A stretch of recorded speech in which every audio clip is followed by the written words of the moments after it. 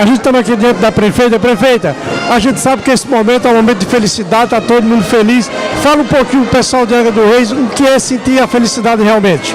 Não, é a gente poder comemorar 513 anos dessa cidade magnífica que é Angra, uma cidade mãe, uma cidade que é amor, uma cidade que acolhe as pessoas com muito carinho, é uma satisfação muito grande para todos nós. Para mim, de uma maneira especial, que sou nascida e criada aqui, né, e que vivo aqui e que estou hoje à frente da gestão da cidade.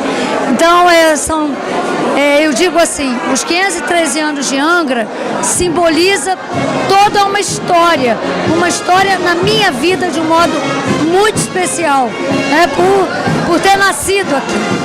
E me dá, assim, mais energia, mais vigor, mais esperança de que essa cidade, ela vai ser uma cidade cada vez melhor. O seu povo é maravilhoso. O povo que vive aqui é um povo pacífico, é um povo do bem e que quer a sua cidade cada vez melhor. Então é esse esforço que a gente vem fazendo para transformar Angra dos Reis numa cidade de referência para tantas pessoas, né, que visitam a cidade, que vivem aqui e que escolheram, e para aqueles que escolheram essa cidade para passar a viver.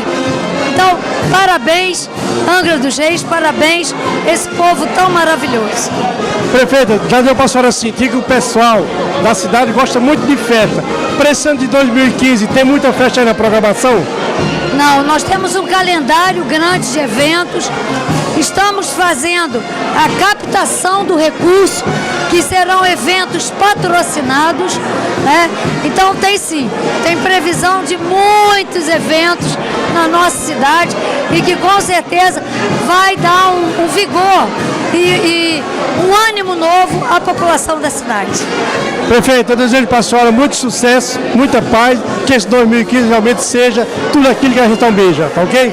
Eu peço aí e desejo a todo o povo de Angra dos Reis muita paz, muito amor e respeito ao próximo, muita solidariedade e muito pensamento positivo, porque Angra é linda e merece todo o nosso amor. Obrigado, prefeita. Obrigada a vocês. Feliz Ano Novo para todos.